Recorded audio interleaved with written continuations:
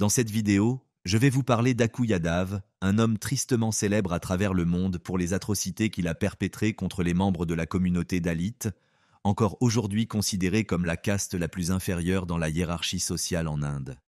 Les crimes d'Aku Yadav étaient d'une telle atrocité et d'une telle ampleur qu'ils ont inspiré une série documentaire intitulée « Prédateur indien, meurtre dans la salle d'audience », diffusée sur Netflix en 2022. Cette affaire a mis en lumière un problème plus vaste de la société indienne, les agressions et les actes de haine commis régulièrement en raison du système des castes. Nombreux sont ceux qui se demandent comment Bharat Kalisharan, plus connu sous le nom d'Aku Yadav, est devenu ce personnage tristement célèbre. Il serait né en 1971 ou en 1972 et aurait grandi dans le bidonville de Kasturba Nagar, à Nagpur, dans l'état du Maharashtra. Grâce à la fortune de sa famille, Aku occupait une position sociale plus élevée que celle de nombreux autres habitants du bidonville, en particulier les Dalits, qui se trouvaient tout en bas de l'échelle sociale. On peut dire que Yadav a eu un comportement exemplaire durant sa scolarité. Il obtenait de bons résultats scolaires, participait à des activités périscolaires et était apprécié pour son apparence avenante. Cependant, malgré cette réussite scolaire manifeste, Aku s'est engagé sur une voie inquiétante. Il abandonna l'école après la 7e année afin de passer son temps à jouer avec ses amis. Il volait fréquemment les commerçants locaux ainsi que d'autres personnes démunies pour son propre divertissement. Après la mort de son père, la vie d'Aku et de sa famille changea radicalement, et leur fortune, autrefois confortable, s'évanouit. Ses sœurs avaient déjà été mariées, tandis que ses frères travaillaient ou se livraient à des activités criminelles. Aku, le plus jeune des enfants, décida de suivre les traces de ses frères en s'enfonçant davantage dans le jeu, le vol et l'extorsion. C'est ainsi que débuta son règne de terreur. Au début, Yadav et sa bande se livraient à une extorsion pure et simple. Comme je l'ai mentionné, les habitants de Kasturba Nagar étaient pour la plupart des Dalits, c'est-à-dire des personnes occupant le rang le plus bas dans la hiérarchie des castes en Inde. Délibérément exclus de la société, ils étaient considérés comme des êtres en marge de la théorie de la création divine. Ils vivaient généralement dans la pauvreté et travaillaient comme paysans ou ouvriers. Malgré cela, la bande de Yadav les attaquait et leur extorquait de l'argent en les intimidant et en les contraignant par la force des armes. L'une des propriétés les plus fréquemment attaquées par la bande de Yadav était une petite boutique appartenant à Pratibha Urkud. Pour éviter l'encombrement et l'inconfort, elle exposait parfois ses marchandises devant sa modeste maison. Aku emportait régulièrement ses produits pour les revendre ensuite et en tirer profit. Parfois, Yadav faisait semblant d'acheter des articles, promettant à Pratibha un paiement qui n'arrivait jamais. Au fil du temps, les activités criminelles d'Aku devinrent de plus en plus obscures. Selon l'un des anciens amis de Yadav, un événement survenu un jour aurait tout bouleversé. Cette fois-là, la bande avait l'intention d'extorquer de l'argent à un couple local. Mais en arrivant chez eux, il devint évident pour tous qu'Aku nourrissait d'autres desseins. En réalité, il voulait abuser de la maîtresse de maison et malgré tous les efforts de son mari, il parvint à ses fins. Quelque temps plus tard, la police reçut la première plainte contre Yadav, qui fut arrêté en 1991. Toutefois, même son incarcération ne le poussa pas à se réformer ni à changer de vie. Bien au contraire, il continua à commettre des crimes. Il ne fait aucun doute que la vision du monde de Yadav était déjà profondément déformée et qu'il considérait les femmes d'Ali comme de simples objets de divertissement. Jour après jour, de nouveaux témoignages sur des femmes et des jeunes filles agressées par Aku et ses complices émergeaient dans les bidonvilles.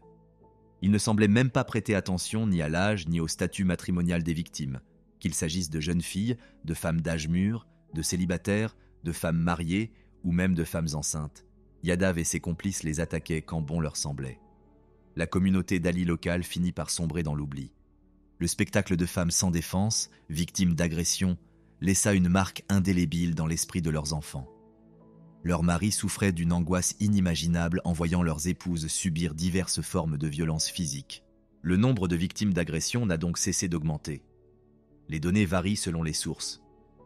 On estime généralement qu'il y aurait eu au moins 40 victimes. La plus jeune n'était âgée que de 10 ans. À un certain moment, les attaques sont devenues si fréquentes que les femmes ont dû rester à l'intérieur, même en pleine journée. Dans le même temps, la plupart des enfants de la région ont cessé de fréquenter l'école. Selon des rumeurs, il existerait même une règle implicite parmi les Dalits. ne pas sortir après 18 heures et maintenir portes et fenêtres closes. Dans le même temps, les hommes se sentaient impuissants et incapables de protéger leurs épouses et leurs enfants des agissements du gang, ce qui les poussait à noyer leur chagrin dans l'alcool. Il est important de souligner que, même en cas de légitime défense, blesser quelqu'un avait des conséquences lourdes de sens pour les Dali.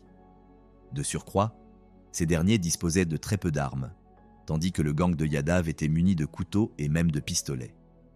Cette vulnérabilité faisait d'eux des cibles faciles, et ils évitaient donc autant que possible de causer des ennuis aux personnes appartenant aux castes supérieures. Néanmoins, certains d'entre eux trouvèrent à la force de se lever pour défendre leur communauté. L'une d'entre elles était Asha Bai. Elle était reconnue pour être une femme intrépide qui intervenait toujours sans hésitation auprès d'Aku et des membres de son gang. Chaque fois qu'elle voyait sa communauté souffrir, elle faisait tout son possible pour la soutenir. Elle défendit notamment les victimes de Yadav et fournit de la nourriture à ceux qui en avaient besoin. Pourtant, Bai n'était pas particulièrement riche. Elle comprit néanmoins qu'elle et les autres devaient arrêter Aku et sa bande au plus vite. Pour ce faire, Asha organisa des réunions avec les hommes de la communauté afin de discuter de toutes les actions envisageables pour mettre un terme au règne oppressif de Yadav. Certes, leur plan échoua et Aku survécut à l'attaque. Il serait même plus juste de dire qu'il fut sauvé par son meilleur ami, Avinash Tiwari, qui donna son sang pour lui sauver la vie. Après s'être remis du traumatisme, Aku devint encore plus paranoïaque. Yadav pensait désormais que la véritable menace ne venait pas des femmes, mais des hommes. Il se mit alors à voyager exclusivement en compagnie de ses associés, qui lui servaient à la fois de garde et de renfort en cas d'attaque. La paranoïa croissante finit également par gagner son meilleur ami, Avinash, celui qui lui avait sauvé la vie. Certes, Avinash était un ami proche d'Aku, mais il n'avait rien à voir avec ses tendances criminelles. Dans les bidonvilles, Avinash était reconnu pour sa gentillesse et son bon caractère. On pouvait certes s'interroger sur ses choix amicaux, mais il n'était considéré ni comme une menace, ni comme un membre du gang de Yadav. C'est peut-être pour cette raison qu'Aku désapprouvait qu'Avinash fréquente des personnes qu'il considérait comme ses ennemis. Il se rendait, par exemple, souvent chez Asha. Un jour, Yadav le confronta à ce sujet, mais Avinash ne prit jamais ses reproches au sérieux. Une altercation éclata finalement entre eux, et Aku sortit un couteau et poignarda Avinash en pleine rue. Quelques minutes plus tard, Asha accourut, alerté par le bruit, et comprit aussitôt qu'un événement grave s'était produit. En découvrant le corps sans vie de son ami, elle se jeta sur Aku pour le réprimander. Yadav n'apprécia pas cette réaction et la menaça de s'en prendre à elle et de lui ôter la vie. Quelque temps plus tard, Aku fut de nouveau arrêté. Pour autant que je sache, il ne passa que quelques années en prison. Durant cette période, il ne manifesta jamais le moindre signe de remords. Au contraire, Yadav complota pour attaquer Asha et se venger de tout ce qu'elle avait fait contre lui. Ce soir-là, lorsqu'il se rendit chez elle, sa famille était également présente et célébrait un événement. Lorsque quelqu'un frappa à la porte, la femme pensa qu'il s'agissait de l'ami de sa fille. Mais dès qu'elle ouvrit la porte, Aku et d'autres membres de son gang firent irruption dans la maison. L'attaque fut d'une brutalité extrême. Ils ne montrèrent aucune pitié, restant indifférents aux pleurs de la fille d'Asha et aux supplications de sa mère. Finalement, la femme fut décapitée, sa poitrine mutilée et son visage défiguré de manière grotesque. La cruauté d'Aku ne connaissait pas de limite. Ses actes semèrent la terreur au sein de la communauté et il semblait qu'aucune loi n'existait pour protéger les Dalits et garantir leurs droits. Par la suite, Aku et sa bande massacrèrent brutalement une autre femme. Cela se produisit 10 jours seulement après la naissance de son enfant. Les blessures qu'elle subit lors de l'attaque la poussèrent à mettre fin à ses jours. Vous vous demandez sans doute pourquoi les habitants n'ont pas riposté, ou du moins pourquoi ils n'ont pas fait appel à la police. En réalité, ils déposèrent une plainte, mais Yadav ne fut jamais incarcéré bien longtemps. Selon certains témoignages, la police n'aurait pas pris les rapports au sérieux et aurait accusé les femmes d'entretenir des liaisons avec Aku et de se prostituer pour gagner leur vie. En outre, selon certaines rumeurs, des policiers auraient révélé l'identité de ceux qui avaient dénoncé Yadav, exposant ainsi ces personnes à des représailles accrues de sa part. Aku aurait été arrêté au moins 14 fois au cours de sa vie. À un moment donné, la police se mit même à collaborer avec lui, lui offrant protection et soutien en échange de pots de vin et d'alcool. Lors de l'une de ces occasions, une femme affirma avoir été agressée par Aku et ses complices. Mais au lieu de recevoir l'aide dont elle avait besoin, elle fut de nouveau maltraitée, cette fois par des policiers. Après cet incident, les Dalits finiront par perdre tout espoir. Mais bientôt, l'une d'entre eux, faisant preuve d'un grand courage, devint le catalyseur qui leur permit de régler leurs problèmes avec Aku et sa bande. Elle s'appelait Usha Narayane et était étudiante en gestion hôtelière. Au bout d'un certain temps, Usha apprit que la bande de Yadav avait attaqué une jeune fille de 13 ans. Elle alla la voir et lui conseilla de porter plainte, mais l'adolescente avoua craindre la vengeance d'Aku. Usha décida alors, peut-être par désespoir, de porter plainte elle-même au nom de la jeune fille. Finalement, les policiers qui soutenaient Aku depuis le début en furent informés. Peu après, une quarantaine d'hommes armés se présentèrent devant la maison d'Usha et exigèrent qu'elle ouvre la porte. Au début, ses voisins, terrifiés, observèrent la scène depuis leur maison, sans comprendre comment ils pourraient lui venir en aide. Au bout de quelques instants, elle traîna une bouteille de gaz jusqu'à l'entrée de la maison, ouvrit la porte et coupa le tuyau, remplissant l'espace de gaz. À ce moment-là, elle tenait une allumette à la main et déclara qu'elle l'allumerait dès que quelqu'un oserait entrer. Lorsqu'ils découvrirent la bouteille de gaz, Aku et les membres de son gang hésitèrent. Ils ne savaient pas si Usha était réellement prête à passer à l'acte. Cependant, les habitants, témoins de la détermination d'Usha, finirent par comprendre que les assaillants n'étaient que des individus simples et timides, terrorisés par la mort. Encouragés par cette prise de conscience, ils descendirent dans la rue et s'armèrent de bâtons et de pierres. Peu après, tous les membres de la bande d'Aku furent pris de panique et commencèrent à se disperser pour éviter d'être victimes de la foule en colère. Dans les jours qui suivirent, les habitants du bidonville firent tout leur possible pour retrouver Yadav et le punir pour ses crimes. Mais ils ne réussirent jamais à le retrouver, car Aku, ayant perdu toute confiance en lui, avait décidé de se rendre volontairement à la police dans l'espoir qu'elle puisse le protéger. Quelque temps plus tard, on apprit que Yadav allait être jugé. Le 7 août 2004, environ 500 habitants de Kasturba Nagar se rassemblèrent pour manifester devant le poste de police. Lorsqu'il en eut connaissance, Aku leur transmit un message dans lequel il promettait de donner une leçon à toutes les femmes du quartier dès sa libération. Ainsi, même en présence de centaines de personnes prêtes à le lyncher, Yadav continua à faire preuve d'arrogance. Le procès d'Aku était fixé au 13 août 2004. Après 10 années de terreur sous la coupe de Yadav, les habitants des bidonvilles savaient qu'ils ne resteraient probablement pas longtemps en prison. La nuit précédant le procès, ils se réunirent pour élaborer un plan visant à se débarrasser d'Aku. Tous les habitants étaient fermement résolus à mettre fin à leur souffrance le plus tôt possible. À l'aube, ils se rassemblèrent devant le palais de justice du comté, où une voiture s'arrêta bientôt, déposant Aku et un autre criminel nommé Ram Gidam, tous deux menottés. Au bout de quelques instants, plus d'une centaine de personnes encerclèrent le véhicule. À ce moment-là, Yadav regarda l'une des amies de sa victime et lui lança qu'il réglerait ses comptes avec elle dès sa sortie de voiture. Ces paroles dissipèrent la peur et les doutes des personnes présentes, laissant place à une véritable rage. La foule commença alors à pousser les policiers pour tenter de s'approcher d'Aku. Parallèlement, des femmes se mirent à lui jeter de la poudre de piment afin de l'aveugler.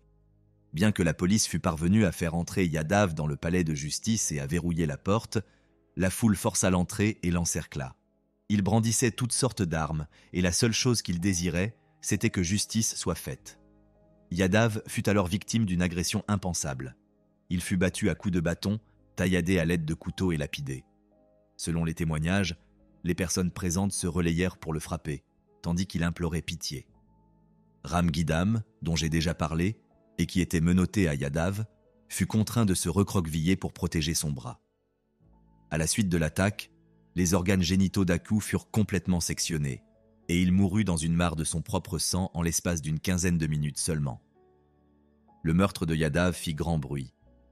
Dans un premier temps, la police n'arrêta que quelques femmes, mais elles furent finalement relâchées à la suite d'une vaste manifestation des habitants des bidonvilles, qui exigèrent que toutes les personnes impliquées dans l'agression soient arrêtées. Certains hommes politiques profitèrent de l'incident pour en tirer avantage. Pourtant, ces dernières années, ils n'avaient jamais prêté attention aux problèmes des habitants, considérant les violences dans les bidonvilles comme de simples guerres entre gangs locaux. Ainsi, Aucun d'entre eux n'aurait pu imaginer que des femmes ordinaires issues de la caste des Dalits puissent prendre les armes et commettre un crime aussi brutal contre une personne qui pourtant méritait d'être punie. Quoi qu'il en soit, tous les suspects du meurtre d'Aku Yadav furent relâchés, faute de preuves de leur implication personnelle dans l'incident. Toutefois, une commission gouvernementale spéciale chargée d'établir les faits conclut que la police n'avait pas assuré une protection adéquate aux résidents. Elle précisa également qu'il ne s'agissait pas d'une guerre entre deux bandes, mais d'une forme de justice rendue face au danger et à l'inaction du système judiciaire local. Voilà pour aujourd'hui. Il est important de souligner qu'aucun meurtre, même celui d'une personne aussi abominable qu'Aku Yadav, ne saurait être justifié. Toutefois, je ne peux m'empêcher de m'interroger. Pendant combien de temps des centaines de personnes ordinaires et leurs enfants ont-ils dû supporter une telle brutalité de la part d'un autre être humain ? Et combien de temps les habitants de Kasturba Nagar ont-ils dû endurer vols, agressions et harcèlement constants ? De nos jours, les crimes commis dans les écoles et les universités n'ont malheureusement plus rien de choquant. D'ailleurs, dans des pays comme les États-Unis, il s'agit d'un fait assez courant. Cependant, le cas d'Amy Bishop est remarquable parce qu'elle ne correspond pas au portrait établi d'une criminelle. En outre, il était assez rare que des femmes commettent de tels crimes. De plus, Bishop se distinguait encore davantage. Dès son plus jeune âge, elle excellait dans ses études et obtint un doctorat à Harvard. Son mariage était stable. Elle n'avait pas de casier judiciaire et ne prenait pas de substances illicites. Pourtant, elle est devenue le genre de personne qui va trop loin en matière d'honneur et de moralité. En fin de compte, ces actes ont conduit à l'une des tragédies les plus choquantes jamais survenues dans l'enceinte d'un établissement d'enseignement. Amy Bishop est née le 24 avril 1965 dans la ville d'Iowa City, située dans l'État de l'Iowa, aux États-Unis. Ses parents étaient Sam et Judy Bishop. Sam a toujours été un travailleur acharné. Il étudiait les beaux-arts à l'université le jour et travaillait comme gardien et concierge la nuit. Le futur couple s'était rencontré à l'école d'art de Boston. D'une certaine manière, ils étaient à l'opposé l'un de l'autre. Judy était une femme extravertie, dotée d'un sens de l'humour très développé, tandis que Sam était un homme taciturne et réservé. En 1968, Sam obtint finalement son diplôme et un poste d'enseignant au département d'art de la Northeastern University. Les Bishop déménagèrent ensuite dans la ville de Braintree, située dans l'État du Massachusetts. La même année, le couple eut son deuxième enfant, un garçon prénommé Sam. Braintree était une sorte de gated community, une banlieue de classe moyenne située juste au sud de Boston. Sam et Judy se fondirent facilement dans la population locale. C'était peut-être Judy qui avait conquis les gens autour d'eux. Elle s'était impliquée dans la communauté locale dès le premier jour. Elle rejoignit d'ailleurs rapidement le conseil municipal, un organe dirigeant. Elle était notamment chargée de communiquer avec les représentants du gouvernement local. Dans ces conditions, elle avait même un certain pouvoir. Quant à Amy, elle était une enfant plutôt maladive. Elle souffrait d'asthme. Ses parents durent se rendre plus d'une fois aux urgences. En raison d'une certaine impuissance et de l'impossibilité de passer du temps avec ses amis à l'extérieur, Amy s'intéressa aux sciences. À cette époque, elle rêvait de découvrir un remède contre l'asthme. Bien que la jeune fille n'ait obtenu que de bonnes notes, elle estimait que ses parents ne lui accordèrent pas l'attention qu'elle méritait. Curieusement, c'était à Seth que les époux consacraient beaucoup plus de temps. Il réussissait mieux dans ses études et était populaire à l'école. Amy, en revanche, était plus solitaire. En troisième année, elle commença à apprendre à jouer du violon. Rapidement, Seth voulut en faire autant. Après un peu d'entraînement, il surpassa de nouveau sa sœur. Ce garçon était vraiment très doué. Bien sûr, Amy n'aimait pas tout cela, et elle s'en inquiétait même beaucoup. Il était évident que la jeune fille ne pouvait pas être dans un environnement compétitif. Et Seth lui-même s'en rendait parfaitement compte. Il se sentait supérieur à sa sœur et c'était peut-être pour cela qu'il ne l'avait jamais reconnue comme une rivale. C'est pourquoi ils se disputaient souvent. Le fait que Seth soit son cadet rendait la situation encore plus difficile pour Amy. Après avoir grandi, Amy commença à étudier la génétique à l'université de Northeastern. Seth ne tarda pas à s'y inscrire à son tour. Comme auparavant, il surpassait sa sœur en obtenant d'excellents résultats et en réussissant brillamment dans ses études. En guise de passe-temps, Amy rejoignit un club de fans du jeu Donjons et Dragons. C'est là qu'elle rencontra son futur époux, un certain Jimmy Anderson. La jeune fille s'attacha rapidement à lui. C'est drôle, mais elle préférait l'appeler James. Elle trouvait ce nom beaucoup plus élégant. À un moment donné, la compagnie d'Amy et de Jimmy entraîna une détérioration de la relation de la jeune fille avec son frère. Pour Seth, Jimmy avait toujours eu l'air d'un perdant.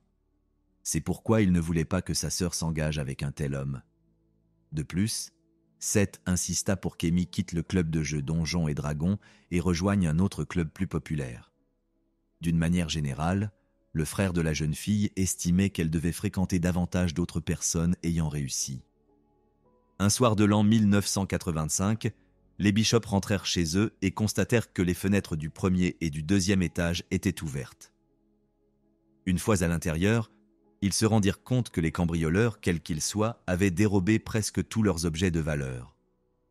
La famille fut véritablement choquée par l'intrusion d'inconnus. Ce qui les inquiétait le plus, ce n'était pas la perte de leurs biens matériels, mais la violation de leur intimité. Judy, indignée, écrivit même une lettre au journal local pour interpeller les cambrioleurs. N'ayant pas obtenu la réponse souhaitée, les Bishop décidèrent qu'une telle situation ne leur arriverait plus jamais. Sam se rendit donc dans un magasin de chasse et acheta un fusil de chasse de calibre 12. Judy ne voulait pas d'armes dans sa maison, mais Sam plaça le fusil dans l'armoire de la chambre et la boîte de munitions sous la table. Avec le temps, la popularité de Seth ne cessa de croître. Malgré son jeune âge, il avait déjà remporté un grand nombre de prix lors des foires scientifiques de son université. Mais ce qui agaçait le plus Amy, c'était que son frère ne parlait même pas de ses propres succès. Elle avait l'impression qu'il les prenait à la légère. La jeune fille apprenait les succès de son frère tout à fait par hasard, par exemple lorsque son père ou sa mère lui en parlaient. En décembre de la même année, Seth vanta à nouveau les mérites de sa sœur en disant à ses parents qu'il ne voulait rien pour Noël. Les Bishop furent déconcertés par les propos de leur fils. En conséquence, Amy dut à nouveau écouter ses parents lui rappeler à quel point Seth était remarquable et apprécié. À un moment donné, Amy se mit à penser qu'elle ne pourrait jamais surpasser son frère en popularité ni attirer autant d'attention que lui. Le 6 décembre 1986, Amy, alors âgée de 21 ans, se trouvait seule dans la maison familiale. Au milieu de la nuit, elle entendit un bruit étrange et sentit que quelqu'un tentait d'entrer dans la maison. Se souvenant de ce qui s'était passé l'année précédente, elle fut prise de panique. Sa réaction immédiate fut de se rendre dans la chambre de ses parents et d'attraper le fusil de chasse de calibre 12 qui se trouvait dans l'armoire. À ce moment-là, son père avait déjà réussi à apprendre à Amy comment charger le fusil. Une fois dans la chambre, la jeune fille se dirigea vers l'armoire. Elle en sortit l'arme et l'arma. Après quelques instants, Amy était déjà prête à affronter l'intrus. Ce n'est qu'après quelques secondes de réflexion qu'elle en vint à la conclusion qu'il s'agissait probablement d'un membre de sa famille. Et c'était bien le cas. C'était Seth. Amy demanda à son frère de l'aider à décharger l'arme pour qu'elle puisse la ranger avant le retour de leurs parents. De façon surprenante, lorsque la jeune fille voulut remettre l'arme à son frère, celle-ci se déclencha spontanément, blessant Seth à la poitrine. Amy paniqua immédiatement. Elle tira alors accidentellement quelques coups supplémentaires, endommageant le mur de la maison et le toit. Mais ce qu'il y avait de plus étrange, ce n'était même pas cela. Pour une raison impensable, Amy n'appela pas les services d'urgence pour demander de l'aide, mais s'enfuit de la maison en emportant le fusil de chasse. Une fois dans la rue, elle tenta d'arrêter une voiture qui passait, mais en vain. Bientôt, la jeune fille atteignit l'atelier de réparation automobile le plus proche et exigea que l'on lui donne n'importe quelle voiture. Face à ce refus, Amy s'assit par terre. Pendant ce temps, les mécaniciens appelèrent la police. Les forces de l'ordre ne tardèrent pas à arriver sur les lieux. Après avoir évalué la situation, ils ordonnèrent à Amy de poser immédiatement son arme au sol et de se rendre.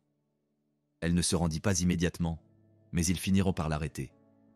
Un peu plus tard, ses parents rentrèrent enfin à la maison et Seth fut transporté à l'hôpital. Il s'avéra que le tir avait touché une zone vitale et que le jeune homme décéda des suites de sa blessure. Au poste de police, Amy prétendit qu'il s'agissait d'un accident. Elle expliqua qu'elle s'était enfuie parce qu'elle avait eu une crise de panique. Sa mère déclara qu'elle était présente lors de l'incident et confirma les propos de sa fille. Judy demanda alors à voir le chef de la police. À l'époque, il s'agissait d'un certain John Vincent Pollio. John était un bon ami de Judy Bishop.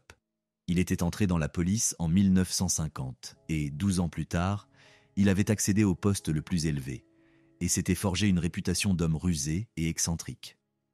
C'est peut-être pour cette raison que beaucoup de ses collègues l'ont tout de suite détesté. La demande de Judy fut bientôt acceptée et elle et Pollio se rencontrèrent face à face. 11 jours plus tard, le médecin légiste déclara que la mort de Seth Bishop était due à une décharge accidentelle d'arme à feu. À l'époque, de nombreux membres de la police n'étaient pas d'accord avec les conclusions du médecin légiste. Cependant, il n'y avait plus rien à faire. Malgré toute l'agitation provoquée par Amy, le procureur n'engagea même pas de poursuite. En fait, la jeune fille qui avait tiré sur son frère ne passa pas un seul jour en prison. À partir de cette nuit-là, elle resta chez elle, sous la garde de ses parents. Et le plus surprenant, c'est qu'Amy ne chercha jamais à consulter un psychologue pour cet incident. Peut-être que la mort de son frère, aussi traumatisante soit-elle, ne lui avait pas causé de profondes émotions négatives. Peu de temps après, Amy se lança à corps perdu dans ses études. Elle rédigea ainsi une thèse solide qui attira l'attention des recruteurs de l'université de Harvard. Ceux-ci lui proposèrent un poste qu'elle accepta immédiatement. La même année, elle épousa le déjà connu Jimmy. Fait surprenant, le mariage a eu lieu dans la même église que le service commémoratif de Seth. Il convient de préciser qu'Amy n'avait jamais voulu prendre le nom de famille de son conjoint. Elle prit cette décision en pensant que son travail et ses recherches en génétique gagneraient en notoriété. En d'autres termes, elle voulait que son nom de jeune fille et son nom de famille apparaissent dans divers articles et publications. Quelque temps après la cérémonie de mariage, Jimmy reçut une offre d'emploi en tant que biologiste. Mais Amy insista pour qu'il reste à son poste et se consacre davantage aux tâches domestiques. Elle lui rappela également qu'il devait utiliser le nom de James partout où il allait. Au cours des 4 années suivantes, Amy et Jimmy eurent 3 filles. Les études furent difficiles pour Amy, qui eut beaucoup de mal à obtenir le doctorat tant convoité à Harvard. Cependant, après de nombreux efforts, elle atteignit son objectif. En même temps, certains employés de l'université, ayant vu son travail final, le qualifièrent de médiocre. Ils pensaient sincèrement qu'Amy ne méritait pas un doctorat.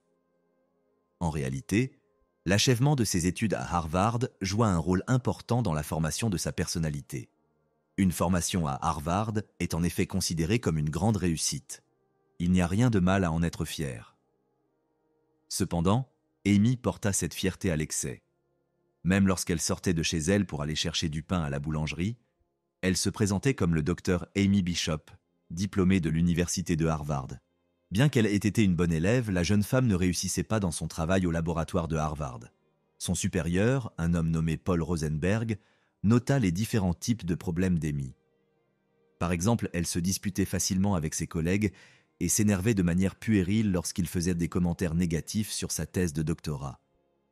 Cela a même poussé le docteur Rosenberg à rédiger et transmettre un rapport à ses supérieurs sur les performances insatisfaisantes d'Amy. Amy réagit violemment à ce rapport. La jeune femme cria et alla même jusqu'à donner des coups de poing à d'autres membres du laboratoire. En fin de compte, en raison d'une telle réaction, le 30 novembre 1993, le docteur Paul Rosenberg parvint à la convaincre de quitter son emploi. L'homme déclara plus tard que le comportement de la jeune femme ce jour-là l'avait effrayé. Selon lui, une personne comme Bishop était capable de franchir la ligne un jour. En regardant vers l'avenir, il avait tout à fait raison. Le 19 décembre 1993, alors que le docteur Rosenberg et son épouse étaient absents, leur femme de ménage trouva une étrange boîte blanche sous le porche de leur maison. La femme la ramassa et la plaça sur la table de la cuisine, puis retourna à ses occupations. Plus tard, lorsque le médecin et sa femme rentrèrent chez eux, ils remarquèrent la boîte et s'inquiétèrent. En général, il n'y avait rien d'inhabituel à ce que des colis arrivent devant leur porte. Cependant, à cette époque, un poseur de bombes sévissait aux États-Unis, déposant également des boîtes devant des innocents. Cependant, ce n'est pas le sujet ici. Comme le docteur Rosenberg et son épouse n'attendèrent pas de colis, ils se méfièrent de la boîte. L'homme prit la décision risquée de découper soigneusement la partie centrale du carton au lieu de l'ouvrir de manière habituelle. En regardant à l'intérieur, il fut surpris de constater la présence de fils et de tuyaux. L'homme comprit immédiatement la gravité de la situation et peu après, des officiers de police se trouvaient déjà devant sa porte. Rapidement, l'évacuation de tout le quartier commença.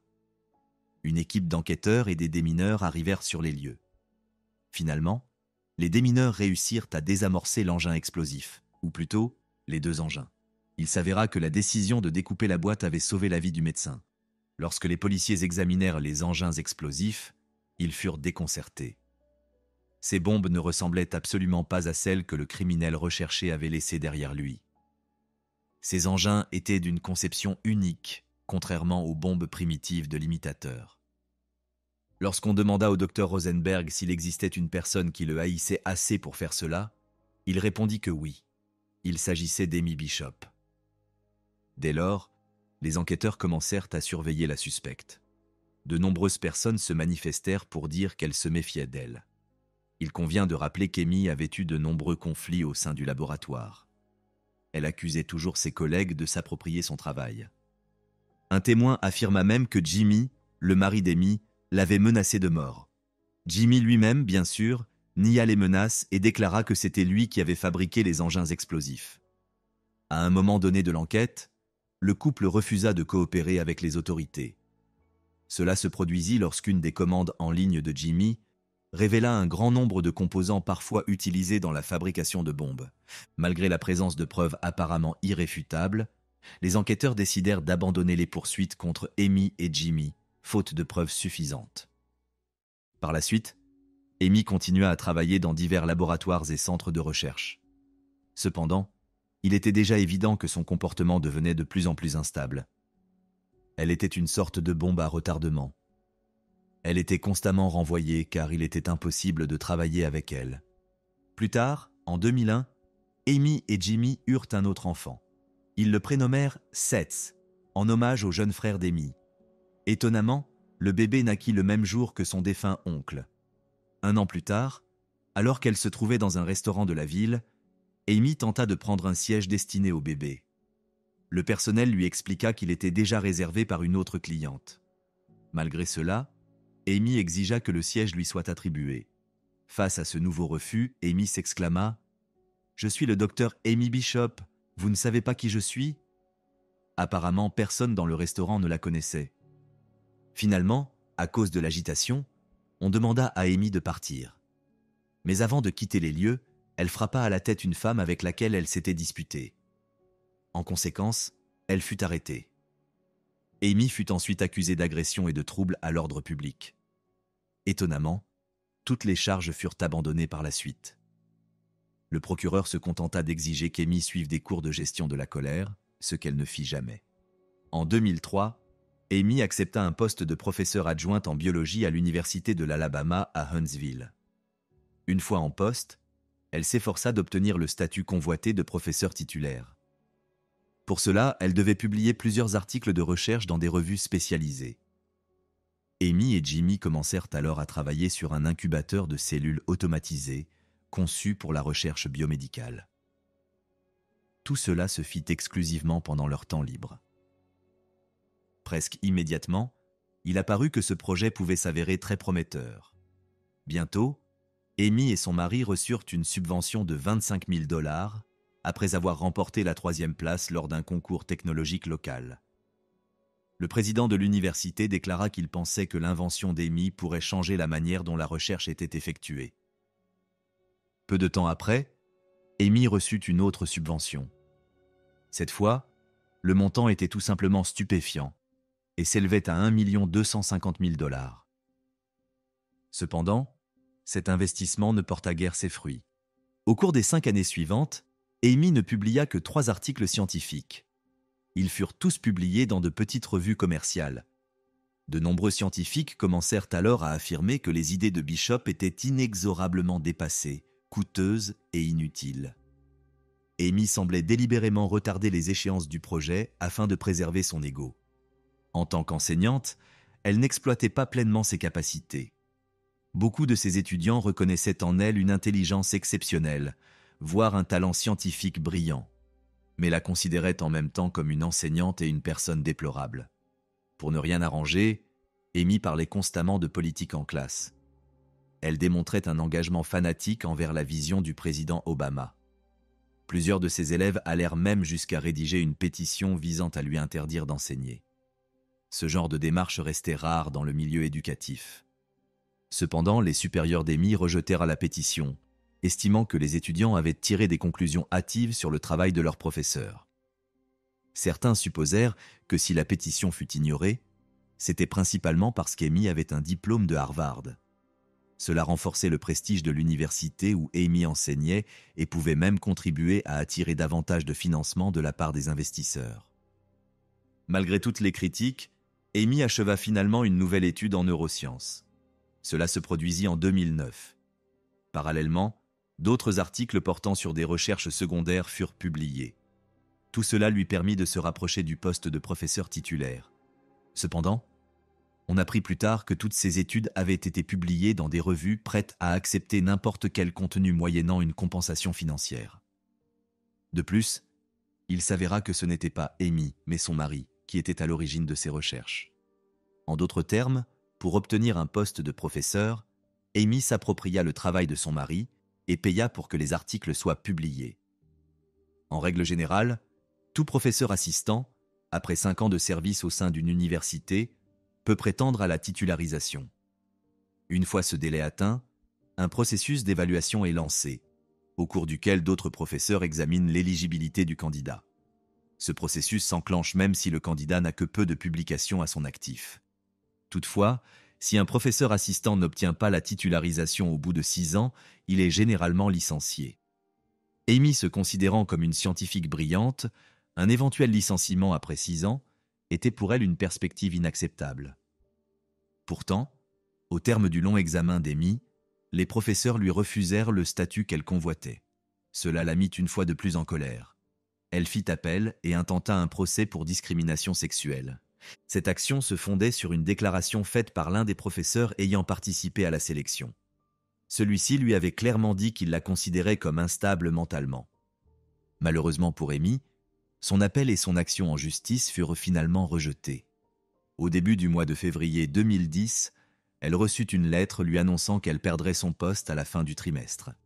Le vendredi 12 février de cette année-là, Amy suivit ses cours habituels d'anatomie, de physiologie et de biologie. Elle rentra ensuite chez elle pour déjeuner avec son conjoint. Jimmy déclara plus tard qu'il n'avait rien remarqué d'inhabituel dans le comportement de sa femme. Après le déjeuner, Amy demanda à son mari de la conduire à l'université.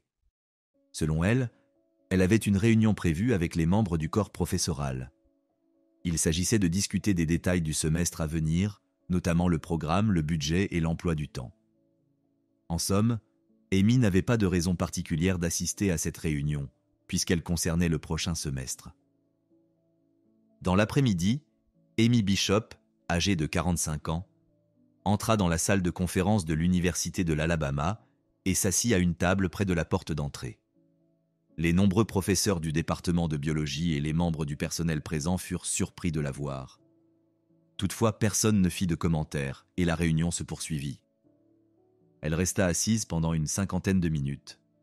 D'ordinaire, elle participait activement aux réunions du département, mais cette fois-ci, elle demeura silencieuse et semblait pensive. Lorsque l'un des professeurs eut terminé son rapport, Amy se leva lentement de la table et sortit de son sac un pistolet semi-automatique de calibre 9. Un silence pesant tomba immédiatement sur la salle. Un instant plus tard, elle ouvrit le feu. Les tirs étaient précis.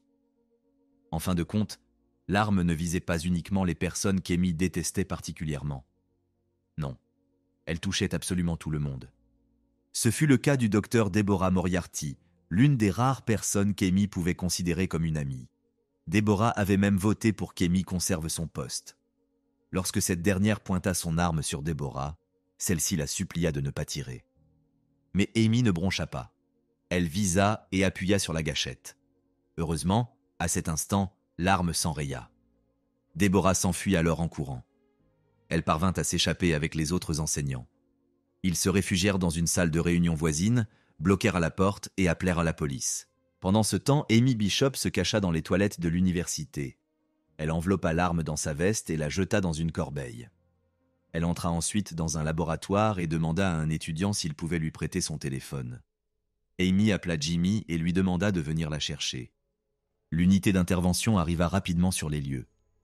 Les agents fouillèrent minutieusement tous les secteurs du campus, évacuèrent les étudiants et les professeurs et retrouvèrent l'arme, toujours dissimulée dans une corbeille. Au bout d'un moment, l'un des agents repéra une femme correspondant à la description de l'auteur de l'attaque. Il lui ordonna de s'arrêter, ce qu'Amy fit sans opposer de résistance.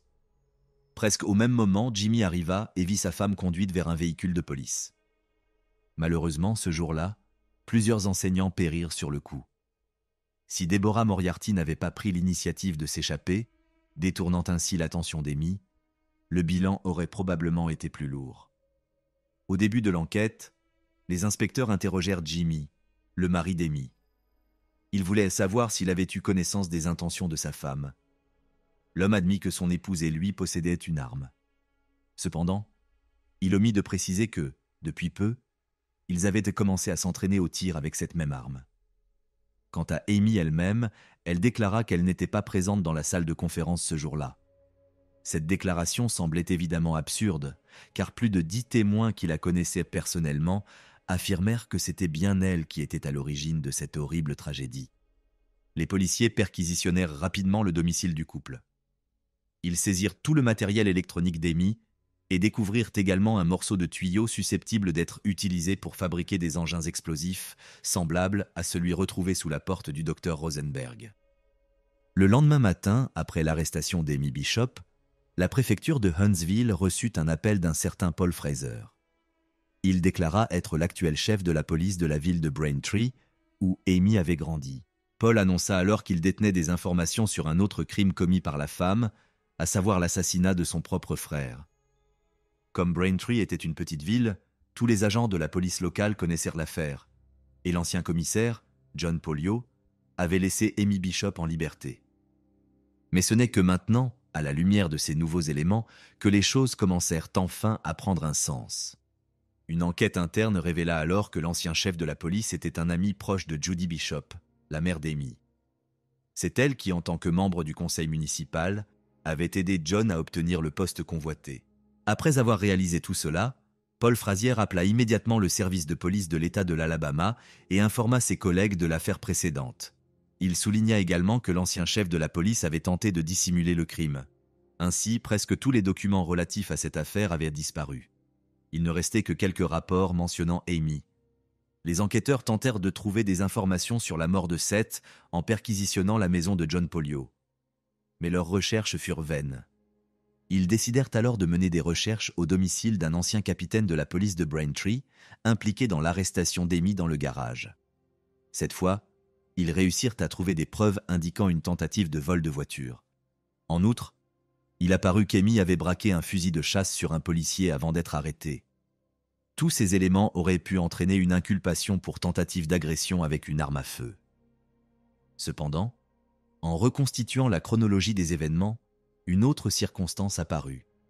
Il s'avéra que Judy, la mère d'Amy, qui prétendait avoir assisté aux faits et soutenait la thèse de l'accident, se trouvait en réalité ailleurs. Des témoins affirmèrent qu'à ce moment-là, elle était dans une ferme, loin de son domicile, en compagnie de son époux. À la lumière de ces éléments, certains enquêteurs supposèrent qu'Amy avait d'abord tiré sur le mur et le plafond avant de pointer l'arme sur son frère. Elle aurait ainsi voulu s'assurer que le fusil fonctionnait correctement. Selon eux, si Amy avait immédiatement braqué l'arme sur Seth et que le coup n'était pas parti, elle aurait risqué d'être démasquée. Et elle en était parfaitement consciente. Lors du procès, Amy Bishop tenta de faire croire qu'elle ne mesurait pas la portée de ses actes. C'est pourquoi le procès concernant les événements survenus à l'université fut constamment reporté. Au bout d'un certain temps, l'accusation proposa un accord à Amy. Elle devait reconnaître sa responsabilité dans la mort de son frère ainsi que dans la fusillade à l'université. En échange, elle éviterait la peine de mort. Le procureur souhaitait également clore l'affaire rapidement afin d'épargner aux victimes et à leurs proches la douleur d'assister aux audiences. Dans un premier temps, Amy rejeta catégoriquement cette proposition, mais ses parents finirent par la convaincre d'accepter. Le 16 juin 2010, un jury déclara Amy Bishop coupable du meurtre de son frère Seth. 2 jours plus tard, alors qu'elle était en détention provisoire, Amy tenta de mettre fin à ses jours en utilisant des lames de rasoir. Un surveillant, intervenu à temps, parvint cependant à lui sauver la vie. Plus tard, le 24 septembre 2012, Amy fut condamnée à la réclusion à perpétuité sans possibilité de libération conditionnelle pour la fusillade survenue dans l'enceinte de l'Université de l'Alabama. Une fois incarcérée, Amy décida finalement de prendre le nom de famille de son époux. Elle espérait ainsi que son nom ne soit plus associé au crime qu'elle avait commis. Mais cette tentative échoua. Tout le monde continua de l'appeler Amy Bishop. En 2021, le fils d'Amy, Seth, ainsi que son oncle, succombèrent à des blessures par balle. À cette époque, Amy Bishop purgeait encore sa peine dans une prison de Wetumpka, en Alabama. La dernière sonnerie a retenti. La journée d'école est terminée. Les élèves rangent calmement leurs affaires, échangeant avec entrain sur ce qu'ils feront en rentrant chez eux. Les parents consultent leurs montres, certains d'entendre bientôt les pas de leurs enfants résonner devant la porte. Tout paraît normal. Une journée ordinaire, une routine familière, jusqu'à ce que l'impensable se produise. 10 février 2025. Kimane, une fillette de 7 ans, devait rentrer chez elle comme à l'accoutumée. Elle venait de terminer son cours collectif après l'école et s'apprêtait à sortir. Mais au lieu de se diriger vers les portes de l'établissement, elle a emprunté un couloir, suivant une personne en qui elle avait confiance. Dans un entrepôt exigu, à peine éclairé, le monde extérieur poursuivait son cours. Personne n'a vu ce qui s'est produit derrière la porte close. Personne n'a entendu l'instant où la vie de l'enfant lui a été arrachée. Lorsque sa famille s'est rendue compte qu'elle n'était pas rentrée à la maison, les recherches ont débuté, désespérées, fébriles, frénétiques. Elles se sont achevées dans l'horreur la plus absolue. Aujourd'hui, je vais vous parler d'une tragédie récente survenue en Corée du Sud. L'affaire Kimane. La journée d'école touchait à sa fin. Un air frais circulait dans les couloirs. Une joyeuse effervescence régnait. Les enfants rangeaient leurs affaires, bavardaient avec leurs camarades, se précipitaient vers la sortie. À 16h30, Kimane, une fillette de 7 ans, sort de sa classe. Son petit sac à dos est bien ajusté sur ses épaules. Elle a passé la journée à dessiner et se réjouit de montrer sa dernière création à sa mère. Alors qu'elle s'approche de la sortie, une voix familière l'interpelle depuis le couloir. « J'ai un livre pour toi », lui dit l'un de ses professeurs en désignant la salle de stockage du matériel audiovisuel. Entre une seconde. À 16h40, sans la moindre hésitation, Kimane le suit à l'intérieur. Elle entre dans une pièce sombre, encombrée de vieux matériel et de fournitures scolaires abandonnées. La porte se referme derrière eux dans un déclic discret, mais sans équivoque. À l'extérieur, la vie scolaire suit son cours, comme si de rien n'était. Personne ne se doute qu'un drame est en train de se jouer derrière cette porte close. À 16h50, les parents de la fillette qui l'attendait déjà à la maison consultent l'application permettant de localiser sa position. Le signal indique toujours l'école. Il reste fixe. Il compose son numéro. Aucune réponse. Il réessaye. Silence. À 17h10, de plus en plus inquiète, la grand-mère de Kimane arrive à l'école. D'abord anxieuse, puis très vite gagnée par la panique, elle parcourt les couloirs en appelant sa petite fille par son prénom. À la recherche de la fillette, la grand-mère parcourt les couloirs de l'école. Non loin de l'entrepôt, elle aperçoit la même institutrice. La femme se tient immobile, dans une posture étrange, le visage crispé. « Où est Kimane ?» demande la grand-mère d'une voix sèche, tremblante d'angoisse. L'institutrice hésite, puis murmure à voix basse. « Je ne sais pas. » D'un geste nerveux, elle referme aussitôt la porte derrière elle. À 17h30, les policiers arrivent sur place. Leurs pas résonnent dans les couloirs de l'établissement. Ils avancent rapidement, déterminés. La grand-mère de Kimane leur désigne la salle de stockage dont la porte est verrouillée, le regard rempli de désespoir. On frappe. On exige l'ouverture immédiate. Silence. Pas un bruit. L'un des agents recule puis assène un violent coup de pied. La porte cède. Un silence étrange et oppressant règne à l'intérieur. Kimane est allongée sur le sol glacé, inerte. Sa blouse blanche d'écolière, autrefois propre et impeccablement repassée, est désormais maculée de sang. Ses petites mains, si vives encore ce matin, sont repliées contre sa poitrine. Une flaque sombre s'étale lentement sous son corps. À quelques mètres de là, adossée au mur, l'institutrice est assise, tremblante. De fines entailles strient la peau de ses poignets et de son cou. À 17h50, les ambulanciers évacuent Kimane sur une civière. Le chef de l'équipe adresse un regard aux officiers, puis secoue lentement la tête. Il n'est plus possible de sauver la fillette. Devant l'entrée de l'école, les sirènes hurlent dans l'air du soir, mais elles ne couvrent pas les cris de la famille de Kimane. Ce matin-là, la petite fille était venue à l'école comme tous les autres jours, mais elle n'est jamais rentrée chez elle. Sa vie a été brisée par une enseignante, une personne en qui elle avait confiance, quelqu'un qui était censé la protéger. Une femme chargée d'éduquer, de guider et de veiller sur les enfants a ôté la vie à l'une d'entre elles. Il a ensuite été révélé que l'enseignante, âgée de 48 ans, souffrait d'une dépression sévère depuis 2018. En décembre 2024, elle s'était mise en congé en raison de la détérioration de son état psychologique. Ce congé devait durer 6 mois, mais après seulement 3 semaines, elle était de retour en classe. Personne n'a posé la moindre question. Dans les jours qui ont suivi, des détails de plus en plus troublants ont commencé à émerger. Les signaux d'alerte étaient bien présents. Clairs, récurrents, ignorés. Elle adoptait un comportement erratique, parfois agressif. Ses collègues avaient constaté des sautes d'humeur brutales, des accès de colère et une attitude profondément inquiétante. Un jour, elle a violemment tordu le bras d'un collègue qui lui avait simplement demandé comment elle se sentait.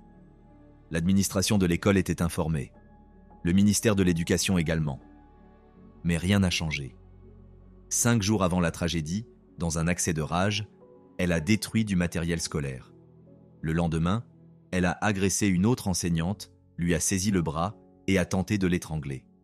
L'établissement a suivi le protocole et a transmis un rapport au ministère de l'Éducation. L'incident a aussi été signalé à la police. Pourtant, aucune mesure concrète n'a été prise. Le matin même du 10 février, jour du meurtre, des représentants du ministère de l'Éducation se sont rendus à l'école. Ils ont échangé avec le directeur et son adjoint. Mais ils ne l'ont pas rencontré. Aucune mesure n'a été prise. Et quelques heures plus tard, un enfant l'a payé de sa vie. La police est intervenue rapidement.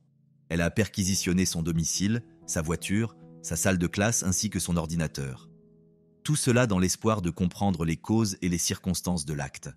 Son téléphone portable et son ordinateur ont été confiés à la police scientifique. Les enquêteurs ont consulté l'historique de navigation afin de déterminer si l'attaque avait été préméditée. Les résultats de l'autopsie ont confirmé le pire, de multiples blessures profondes. Pas la moindre trace de doute, ce n'était pas un accident. C'était un meurtre prémédité. Le 12 février 2025, le service national de police scientifique a achevé l'autopsie de Kimane. Les conclusions ont confirmé les pires craintes de la famille. La cause officielle du décès est la suivante. La mort est due à de multiples plaies provoquées par des objets tranchants. Mais un détail s'est révélé encore plus bouleversant. Le bureau du médecin légiste a constaté des lésions sur les mains de Kimane. Dans ces instants terribles, elle s'est débattue. Elle a tenté de se défendre. Elle a essayé de fuir. Elle a lutté pour survivre. Elle a passé ses dernières secondes à se battre. Elle voulait vivre. Elle a tout tenté pour s'en sortir. Mais elle n'avait aucune chance.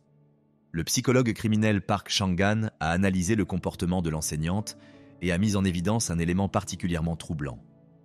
Lorsque la grand-mère de Kimane s'est approchée d'elle, l'enseignante n'a pas paniqué. Elle n'a pas perdu le contrôle. Elle a menti. Elle a dit à la famille « Elle n'est pas là, je ne sais pas ». Puis elle a refermé la porte à clé. Ce n'est pas le comportement d'une personne submergée par un accès de folie. C'est celui de quelqu'un qui cherche à brouiller les pistes, de quelqu'un qui savait exactement ce qu'il avait fait et qui tentait de gagner du temps. Le 12 février 2025, au cours d'un entretien, Park a clarifié sa position. Il ne s'agit pas d'un acte commis sous l'emprise du désespoir. C'était un meurtre prémédité. Qu'est-ce qui a convaincu les enquêteurs et les experts de la préméditation ? Tout d'abord, elle avait déverrouillé à l'avance la réserve contenant le matériel audiovisuel, plusieurs heures avant les faits. Cette porte est normalement maintenue fermée à clé. Le fait qu'elle ait anticipé l'accès à cette pièce bien avant l'incident suggère une intention claire d'y attirer l'enfant. Ensuite, elle a volontairement attendu que le dernier enfant quitte la garderie. Les caméras de surveillance l'ont filmé debout dans le couloir, observant les allées et venues jusqu'à ce qu'il ne reste plus que Kimane. Enfin, il y a l'arme du crime. Il ne s'agissait pas d'un objet saisi dans un moment d'impulsion. Elle avait acheté à l'avance un couteau bien précis, dans un magasin situé à seulement 2,2 km de l'école, et ce, durant ses heures de travail, quelques heures avant le meurtre. Le comportement et les paroles de l'enseignante après le meurtre confirment également que ces actes étaient prémédités. Lorsque la grand-mère de Kimane est arrivée, elle n'a pas tenté d'appeler à l'aide. Elle n'a pas essayé de faire passer les faits pour un accident. Elle a menti, puis elle a refermé la porte. Une autre question glaçante se pose alors. Que se serait-il passé si la grand-mère était entrée avant l'arrivée de la police? Monsieur Pack est formel. Il était très probable que l'enseignante l'attaque également. Il a souligné qu'à cet instant précis, elle représentait un danger extrême. Lorsqu'on lui a demandé si la dépression pouvait constituer un mobile, il a catégoriquement écarté cette hypothèse. Il a déclaré « Comme ces criminels qui tentent de justifier leurs actes par l'alcool, des problèmes familiaux ou la perte d'un emploi, elle a invoqué une maladie mentale. » Mais en réalité, ces gestes ont été dictés par une agressivité extrême et une forte propension à la violence. C'est cela qui a conduit à la tragédie. Quant à l'affirmation de l'enseignante selon laquelle elle aurait acheté le couteau dans le but de se faire du mal, M. Pack l'a catégoriquement rejeté.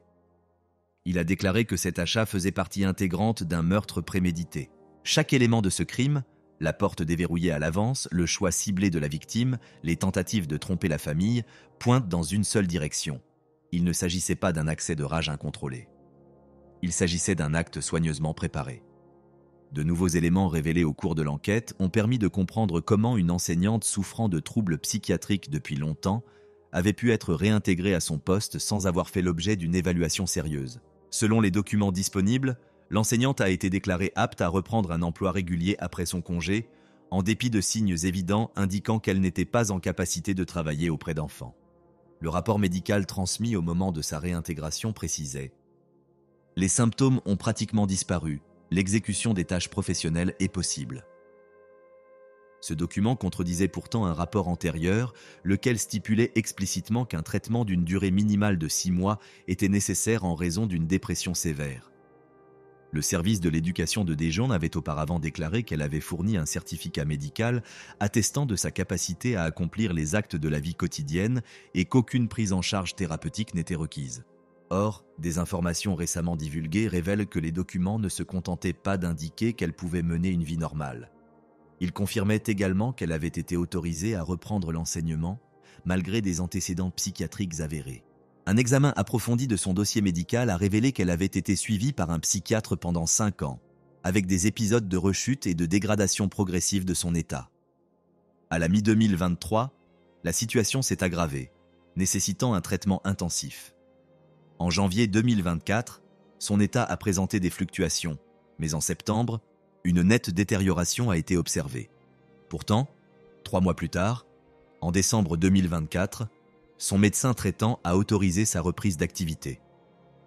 Les motifs invoqués étaient les suivants. Au début du mois de décembre, les symptômes résiduels s'étaient notablement atténués et l'exercice de ses fonctions habituelles était considéré comme possible. Seuls 3 documents étaient exigés pour permettre sa réintégration.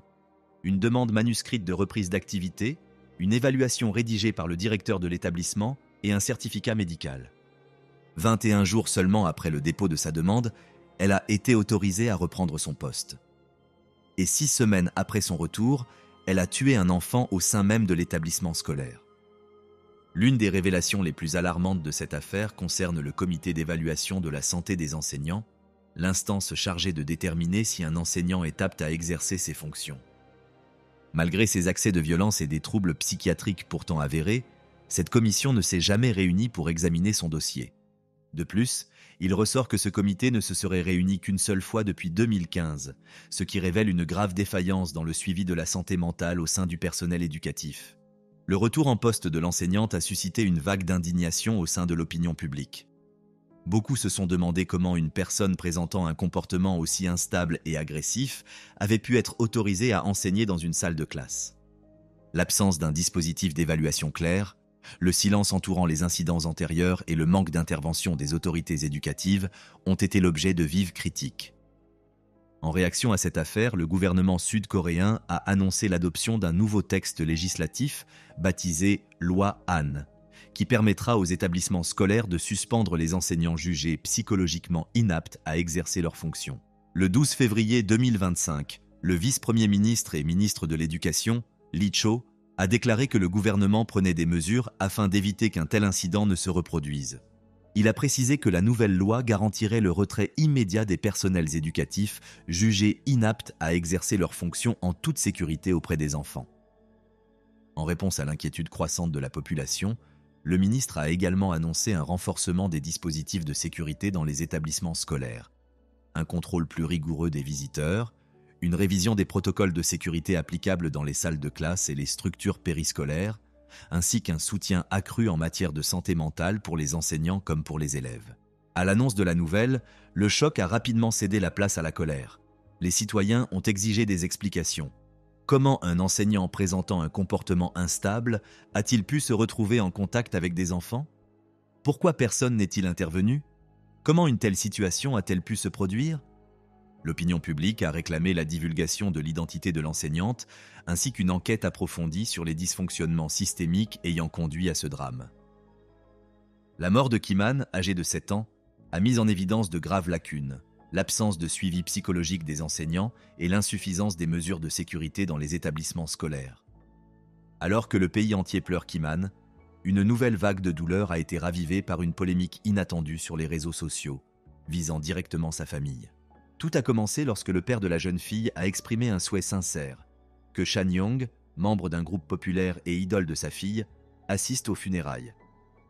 Dans une interview accordée le 12 février 2025, il a précisé qu'il ne s'agissait en aucun cas d'une demande, mais d'un vœu discret et profondément personnel. Sa fille admirait Chan Young et rêvait de lui ressembler. Il souhaitait simplement que sa mémoire soit honorée, ne serait-ce que symboliquement, par l'homme qu'elle chérissait tant.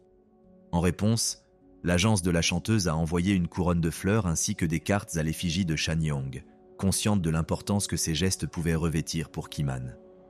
Cependant, les réactions en ligne ont rapidement viré à la toxicité. Certains fans ont exigé que la chanteuse assiste personnellement aux funérailles. D'autres ont reproché au père de la fillette de faire pression sur une célébrité en pleine tragédie. La famille, déjà accablée par la douleur, a été prise pour cible. Une vague de haine a déferlé sur les forums. Certains ont reproché au père ses propos, tandis que d'autres se sont interrogés sur la légitimité d'associer une personnalité publique à un deuil aussi intime. Ce qui n'était au départ qu'un élan sincère d'émotion s'est transformé en un débat en ligne marqué par la colère et les récriminations, ajoutant à la détresse d'une famille confrontée à une perte irréparable. Pendant ce temps, l'enseignante reste hospitalisée. Les autorités ont indiqué que, dès que son état se stabilisera, elle sera officiellement entendue, puis mise en examen. Son domicile et son véhicule ont d'ores et déjà été perquisitionnés et plusieurs appareils électroniques ont été saisis. Les enquêteurs analysent actuellement son activité numérique ainsi que ses antécédents médicaux afin de reconstituer l'ensemble des circonstances. La date exacte de l'entretien n'a pas encore été fixée, mais les autorités ont confirmé qu'il se tiendra dès que les médecins la jugeront physiquement et mentalement apte à participer à l'enquête. Le procès doit débuter prochainement. Les éléments de preuve ne laissent place à aucun doute. Le pays tout entier attend, suspendu à la promesse que justice sera rendue. Mais aucun jugement ne pourra effacer ce qui s'est passé. Aucun verdict ne ramènera Kimane. Une vérité demeure. Une petite fille a placé sa confiance dans son enseignante, et cette confiance lui a coûté la vie. D'août 1961 à mai 1962, Stanley Milgram, célèbre psychologue américain, mena une série d'expériences controversées dans le domaine de la psychologie sociale. Leur objectif était de déterminer jusqu'à quel point des individus pouvaient obéir aveuglément à une autorité, même lorsque les ordres reçus allaient à l'encontre de leurs principes moraux. Pour l'une de ces expériences, Milgram recruta un groupe de 40 personnes. Chacune d'elles devait appuyer sur le bouton d'un appareil censé administrer une décharge électrique à un individu situé dans une autre pièce, chaque fois que celui-ci répondait incorrectement à une question. Cet individu, en réalité un comédien, simulait la douleur. Au fil de l'expérience, la majorité des participants augmentèrent progressivement l'intensité des décharges, allant jusqu'au niveau maximal, simplement parce qu'une figure d'autorité présentée comme experte les y incitait. À l'issue de l'étude, Milgram conclut que, dans un contexte d'obéissance, les individus ont tendance à se déresponsabiliser de leurs actes. Il supposa qu'en exécutant des ordres explicites, ils cessent de se percevoir comme des agents autonomes et deviennent de simples instruments au service de la volonté d'autrui. Et si le cas que je m'apprête à évoquer semble illustrer de manière exemplaire ce type de comportement, il révèle aussi comment, dans des circonstances similaires, certains ont attribué à l'obéissance des pulsions qui leur appartenaient en propre. Le mardi 26 octobre 1965, la police d'Indianapolis reçut un appel téléphonique émanant d'un adolescent de 15 ans se présentant sous le nom de Richard Hobbs. Au bout du fil, il signala le décès d'une jeune fille prénommée Sylvia Likens, survenue au 3850, rue East New York. Incapable d'expliquer précisément les circonstances du drame, Hobbs affirma néanmoins avoir tout tenté pour la ranimer. Les policiers se rendirent aussitôt à l'adresse indiquée, une maison occupée par la famille Baniszewski, composée de plusieurs membres. Gertrude Baniszewski, âgée de 36 ans, y vivait avec ses 7 enfants, Paula, 17 ans, Stéphanie, 15 ans, John, 12 ans, Mary, 11 ans, Shirley, 10 ans, James, 8 ans, et Dennis, 18 mois. 2 autres adolescentes, Jennifer, 15 ans, et Sylvia Likens, 16 ans, logeaient également dans la maison. Peu après leur arrivée, les agents découvrirent le corps sans vie de Sylvia Likens étendu sur un matelas dans le sous-sol. L'état du cadavre les bouleversa immédiatement. La jeune fille présentait de nombreuses contusions récentes, des lésions graves, un traumatisme crânien, des lèvres écrasées, des fractures aux jambes, ainsi que plusieurs brûlures profondes provoquées par des cigarettes. Sur l'abdomen, une marque en relief semblait représenter soit le chiffre 3, soit la lettre S. Non loin de là, les enquêteurs relevèrent une inscription gravée à l'aide d'un objet tranchant qui disait « Je suis une prostituée et fière de l'être ». Tous les membres de la famille Baniszewski ainsi que Jennifer Likens, la sœur de la victime, et Richard Hobbs, l'adolescent à l'origine de l'appel téléphonique, furent interrogés en priorité. Tous livrèrent une version identique des faits. Selon leur déclaration, Sylvia Likens vivait avec sa sœur dans la maison depuis le mois de juin 1965. À cette époque, leurs parents travaillaient dans des foires itinérantes et parcouraient l'État pour des engagements professionnels.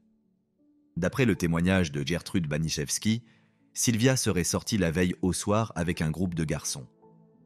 Le lendemain matin, Gertrude affirma l'avoir retrouvée allongée sur le seuil de la maison, vêtue de façon sommaire et couverte de multiples blessures. Toujours selon elle, en la découvrant, elle l'aurait immédiatement transportée à l'intérieur. Bien que partiellement consciente, Sylvia aurait été capable de rédiger un mot décrivant ce qui lui était arrivé. Gertrude ajouta que peu après, la jeune fille aurait perdu connaissance avant de succomber à ses blessures. Autant que l'on sache, le texte de cette note était adressé aux parents de Sylvia Likens et indiquait qu'elle était sortie avec un groupe d'hommes qui lui avaient promis de l'argent en échange de services destinés à les aider à se sentir bien. Elle expliquait être montée dans leur voiture, où ils avaient obtenu ce qu'ils voulaient, avant de la battre violemment et de lui infliger de nombreuses blessures. Ces hommes auraient également gravé une inscription sur son ventre en la traitant de prostituée. Elle reconnaissait ensuite avoir tout fait pour mettre Gertrude en colère, en précisant qu'elle lui avait causé des ennuis, qu'elle l'avait contrainte à dépenser beaucoup plus d'argent qu'elle ne le pouvait pour s'occuper d'elle, et qu'elle avait endommagé un matelas neuf en urinant dessus. Elle ajoutait que Gertrude avait dû payer plusieurs factures médicales hors de sa portée, et qu'elle avait aussi causé beaucoup de stress aux enfants de la maison. Bien que tous les membres de la famille aient confirmé cette version des faits, la sœur de Sylvia, prénommée Jennifer, s'approcha discrètement de l'un des agents de police et le supplia de la faire sortir de cette maison. C'est alors qu'elle lui confia que sa sœur avait été victime de sévices pendant plusieurs mois, infligés non seulement par Gertrude Baniszewski, mais aussi par ses enfants aînés ainsi que par plusieurs garçons du voisinage. À la suite de ces révélations, tous les protagonistes mentionnés furent arrêtés et conduits au commissariat pour y être interrogés. Peu de temps après, une autopsie fut pratiquée sur le corps de Sylvia. Son état choqua profondément même les experts médico-légaux les plus expérimentés. Plus d'une centaine de blessures distinctes furent relevées, parmi lesquelles des plaies ouvertes, des ecchymoses, des entailles, des hématomes, des fractures osseuses et des brûlures causées par des cigarettes. Le corps présentait également des signes marqués de déshydratation et une malnutrition avancée. Au vu de l'ensemble de ces éléments, les spécialistes conclurent que la mort de Sylvia résultait d'une dénutrition sévère combinée à une hémorragie cérébrale provoquée par un violent coup porté à la tête, survenu environ 1 heure avant la découverte du corps par les forces de l'ordre. Quelques mois plus tard, en décembre 1965, Gertrude Baniszewski, ses deux filles Paula, 17 ans, et Stéphanie, 15 ans, ainsi que son fils John, 12 ans, furent officiellement inculpés de meurtre. L'affaire fit l'objet d'un immense scandale public et fut qualifiée par la presse de dossier criminel le plus effroyable de son époque. Grâce aux témoignages croisés des principaux protagonistes, des voisins et de plusieurs autres témoins, les enquêteurs parvinrent à reconstituer avec une grande précision les faits ayant conduit à la mort de Sylvia Likens. Mais avant d'entrer dans le cœur du dossier, il convient de s'interroger sur les circonstances qui ont conduit Sylvia et sa sœur Jennifer à se retrouver dans cette maison. Selon plusieurs rapports, Sylvia et Jennifer étaient les filles de Lester et Betty Likens, un couple marié travaillant dans les foires itinérantes et sillonnant régulièrement l'État. Durant son enfance, Jennifer fut atteinte de poliomyélite, ce qui freina la croissance de l'une de ses jambes. Elle avait donc besoin d'une assistance constante et passait la majorité de son temps auprès de sa sœur Sylvia, qui veillait sur elle. Au début de l'année 1965, une violente dispute éclata entre les parents. Betty quitta alors le domicile familial avec ses filles. Peu de temps après, elle fut arrêtée et brièvement incarcérée. Sylvia et Jennifer se retrouvèrent livrées à elles-mêmes. Quelque temps plus tard, un ami commun leur présenta Paula Baniszewski, une adolescente de 17 ans, qui leur proposa de venir loger chez elle. À cette époque, la maison des Baniszewski était déjà connue dans le quartier pour accueillir un grand nombre d'enfants et d'adolescents. Beaucoup d'entre eux n'avaient aucun lien familial avec Gertrude, mais fréquentaient régulièrement la maison car elle les autorisait à fumer et à consommer de l'alcool. Bien que Gertrude se fût montrée dans un premier temps réticente à héberger les deux sœurs, elle finit par accepter. Quelques jours plus tard, le père des deux filles, Lester Likens, apprit qu'elle logeait chez Gertrude Baniszewski et se rendit à son domicile pour s'assurer qu'elles allèrent bien. Au cours de leur échange, Gertrude lui affirma qu'elle pouvait continuer à s'occuper des sœurs, à condition de recevoir 20 $ par semaine afin de couvrir les frais liés à leur hébergement. Les premiers jours se déroulèrent sans incident. Cependant, la situation se détériora rapidement. Lorsque Lester tarda à effectuer le paiement promis, Gertrude entra dans une violente colère et s'en prit physiquement aux deux jeunes filles. À partir de ce moment-là, elle commença à les punir fréquemment, souvent sous des prétextes futiles ou sans fondement. Elle paraissait particulièrement irritée par Sylvia, qu'elle accusait régulièrement de négliger son hygiène personnelle et de mener une vie dissolue. Bien entendu, aucune preuve ne venait étayer ces accusations, mais Gertrude se montrait de plus en plus hostile et agressive à l'égard de la jeune fille. Des Badger Bimint. En août 1965, un couple marié, Raymond et Phyllis Vermillion, emménagea avec ses enfants dans le même quartier que la famille Baniszewski.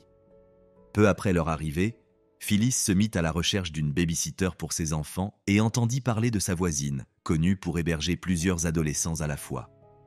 Elle décida de lui rendre visite afin de mieux la connaître. À cette période, la situation financière de la famille Baniszewski était extrêmement précaire. Tous souffraient de malnutrition sévère et ne se nourrissaient que de pain et de soupe. Le foyer manquait de vaisselle, obligeant chacun à attendre son tour pour manger. La maison était en outre insalubre et dégageait une forte odeur de renfermé. Mais ce qui frappa le plus Phyllis fut la présence d'une jeune fille maigre et réservée, arborant un œil au beurre noir. Gertrude, ayant perçu son regard insistant, lui révéla que la jeune fille s'appelait Sylvia et précisa qu'elle n'avait, selon elle, jamais été qu'une source d'ennui. Alors qu'elle quittait la maison, Phyllis fut témoin d'une scène violente. Paula, l'une des filles de Gertrude, s'approcha de Sylvia et lui lança une tasse d'eau chaude au visage. Choquée, Phyllis décida aussitôt qu'elle ne laisserait jamais ses enfants dans ce lieu. Il convient toutefois de souligner que Sylvia ne fut pas uniquement victime des agissements de Gertrude et de sa fille Paula. Elle était également fréquemment maltraitée par les autres enfants de la famille, notamment Stéphanie et John Baniszewski. Mais en octobre 1965, la situation se détériora de manière dramatique. Les accusations selon lesquelles Sylvia mènerait une vie dissolue se multiplièrent. Gertrude en vint à frapper systématiquement les parties génitales de la jeune fille à chaque reproche formulé à son encontre. Apparemment, Gertrude était convaincue que Sylvia propageait des rumeurs affirmant que ce n'était pas elle, mais ses propres filles, Paula et Stéphanie, qui adoptaient un comportement inapproprié. Elle évoqua même ce sujet avec le petit ami de l'une d'elles. Lorsque Coy Hubbard, un adolescent de 15 ans, en fut informé, il décida de donner une leçon à Sylvia et la battit violemment. À cette époque, Gertrude commença également à faire courir des bruits selon lesquels Sylvia aurait tenu des propos dégradants sur les garçons du quartier. Elle invitait certains d'entre eux chez elle, les encourageant à se venger de la jeune fille. Elle-même semblait recourir aux formes de punition les plus cruelles. Un jour, elle brûla le corps de Sylvia à l'aide de plusieurs cigarettes à la fois. Peu après, les autres commencèrent à l'imiter. À ce stade, Sylvia avait complètement abandonné sa scolarité. Cela n'avait rien de surprenant compte tenu de son état physique, qui s'était considérablement détérioré. Son visage et son corps étaient couverts de blessures, et Gertrude lui interdisait régulièrement de s'alimenter, ce qui contribuait à l'affaiblir jour après jour. À la mi-octobre 1965, Sylvia quitta la maison pour tenter de récupérer quelques bouteilles vides, espérant ainsi gagner un peu d'argent afin de se nourrir. Lorsqu'elle rentra avec quelques pièces en poche, Gertrude l'accusa aussitôt de vol. Elle la força à se déshabiller devant plusieurs adolescents présents, puis l'obligea à insérer une bouteille dans son vagin. Quelques jours plus tard, Sylvia urina accidentellement sur le matelas où elle dormait.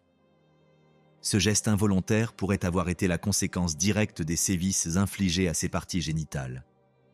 À la suite de cet incident, Gertrude et ses enfants aînés décidèrent de l'enfermer dans la cave.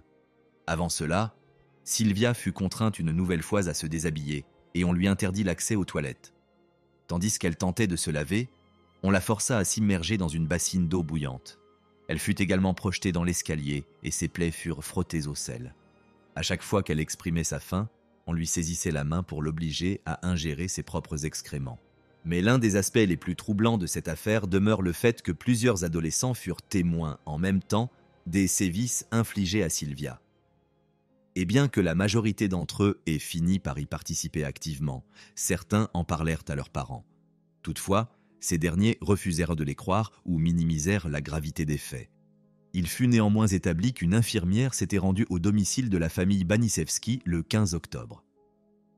Gertrude lui présenta la jeune fille en précisant qu'il s'agissait de Sylvia Likens, puis expliqua que la plupart des blessures qu'elle portait résultaient, selon elle, d'un accident domestique. Elle affirma également que Sylvia se prostituait régulièrement et vivait parfois dans la rue.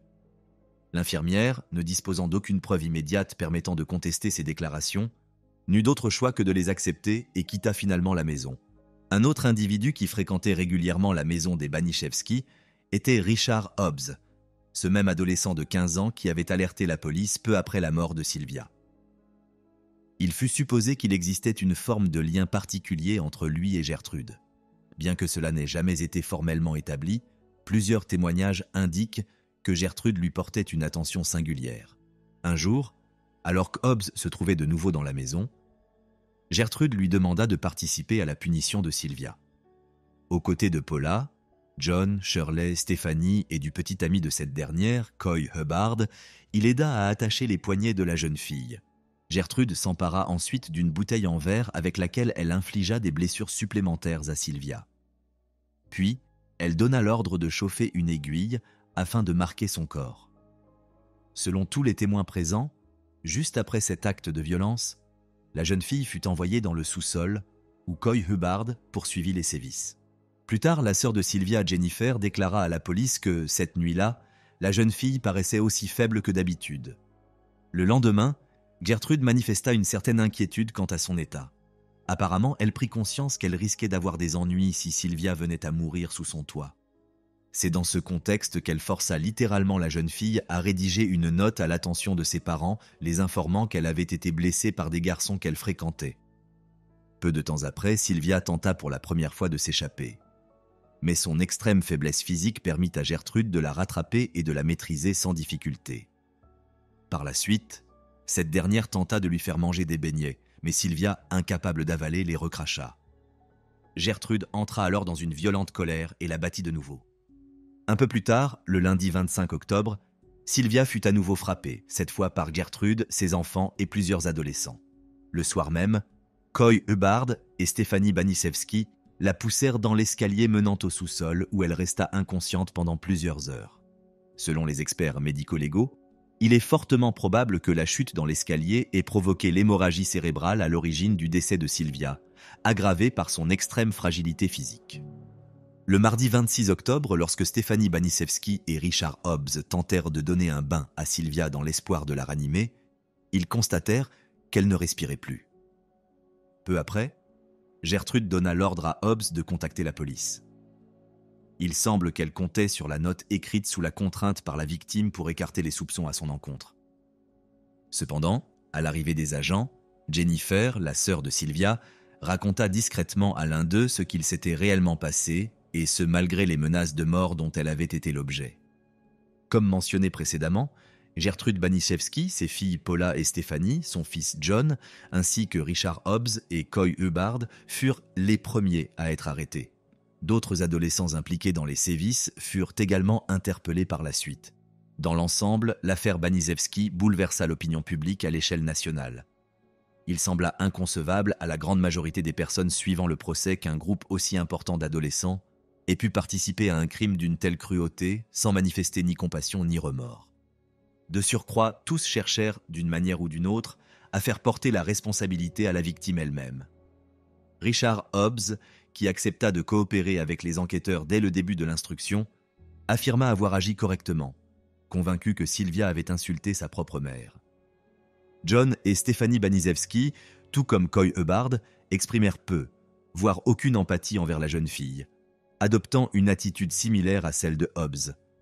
Paula Banisewski, quant à elle, était enceinte au moment de son arrestation. Elle semblait davantage préoccupée par sa santé et celle de son enfant à naître que par les conséquences judiciaires de ses actes. Dans un premier temps, Gertrude Banisewski tenta de rejeter l'entière responsabilité sur ses enfants aînés et leurs amis. Toutefois, elle finit par reconnaître sa propre implication directe dans les tortures et les mauvais traitements infligés à Sylvia, tout en affirmant souffrir de troubles mentaux. Il est également important de rappeler que Gertrude Banisewski naquit sous le nom de Gertrude Nadine Van Fossan dans l'État de l'Indiana, le 19 septembre 1929. Elle était le troisième enfant d'une fratrie de 6. Peu d'éléments sont connus concernant son enfance. Toutefois, il est généralement admis qu'elle entretenait des relations difficiles avec sa mère. À l'âge de 11 ans, elle assista au décès brutal de son père, victime d'un arrêt cardiaque. Cet événement la marqua profondément. Gertrude entretenait une relation étroite avec son père et le fait d'avoir dû continuer à vivre seule avec sa mère eut un effet durablement négatif sur elle. Cette dernière était réputée pour son extrême sévérité et son tempérament autoritaire. Elle accusait fréquemment sa fille de mener une vie jugée immorale, ce qui renforça leur antagonisme. À l'âge de 16 ans, Gertrude quitta définitivement l'école et épousa un jeune homme du nom de John Banisewski, son aîné de 2 ans. Le couple eut 4 enfants. Toutefois, il serait difficile de qualifier leur foyer de véritablement harmonieux. John était décrit comme un homme grossier et violent qui insultait fréquemment Gertrude et la maltraitait physiquement. Après une dizaine d'années de vie commune, ils divorcèrent. Peu de temps après, Gertrude entama une relation avec un certain Edward Guthrie, avec lequel elle s'installa brièvement. Leur union ne dura pas, et en 1963, elle se réconcilia avec son premier mari. Ensemble, ils eurent 2 nouveaux enfants. Mais cette tentative de reconstruire une vie conjugale échoua également. En 1964, alors âgée de 35 ans, Gertrude entama une nouvelle relation avec un jeune homme de 23 ans, Dennis Lee Wright, dont elle eut un 7e enfant. Il apparut par la suite que Wright s'intéressait avant tout à la location en espèces que Gertrude percevait pour ses enfants. Il quitta rapidement le domicile et ne revint jamais. Tout au long du procès, les avocats de Gertrude Banisewski insistèrent sur la difficulté de son parcours personnel. Selon eux, leur cliente souffrait de graves troubles mentaux ainsi que de divers problèmes de santé, au point d'être trop affaiblie pour pleinement comprendre la nature des événements qui l'entouraient. Ces arguments, toutefois, ne suffirent pas à écarter sa responsabilité. Gertrude Banisewski fut reconnue coupable et condamnée à la réclusion criminelle à perpétuité. Paula Banisewski fut également déclarée coupable et condamnée à la prison à vie, alors qu'elle était enceinte au moment du verdict. Coy Hubbard et Richard Hobbs furent, eux aussi, reconnus coupables et écopèrent d'une peine de 21 ans de réclusion. Il convient de noter que Richard Hobbs est décédé d'un cancer du poumon environ 4 ans après sa condamnation. Un autre accusé, John Banisewski, fut reconnu coupable d'homicide involontaire et condamné à 21 ans de prison. Quant à sa sœur, Stéphanie Baniszewski, elle ne fut poursuivie que pour complicité criminelle et fut condamnée à une peine d'1 an de détention.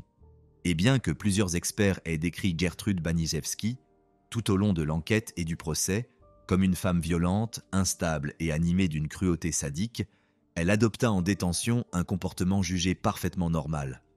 En 1985, la Commission des libérations conditionnelles la présenta comme une détenue exemplaire, décrite dans ses rapports comme une femme gentille, saine et stable, faisant de son mieux pour se réinsérer dans la société. Dans ce contexte, et malgré l'indignation persistante de l'opinion publique, Gertrude Baniszewski obtint sa libération conditionnelle près de 20 ans après son incarcération. Cette décision provoqua une vive controverse, d'autant plus que plusieurs organisations communautaires avaient recueilli, à cette occasion, plus de 50 000 signatures demandant qu'elle reste en prison.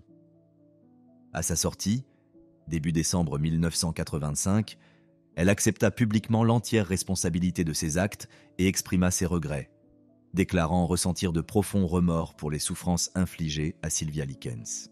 Gertrude Baniszewski est décédée d'un cancer du poumon le 16 juin 1990, à l'âge de 60 ans.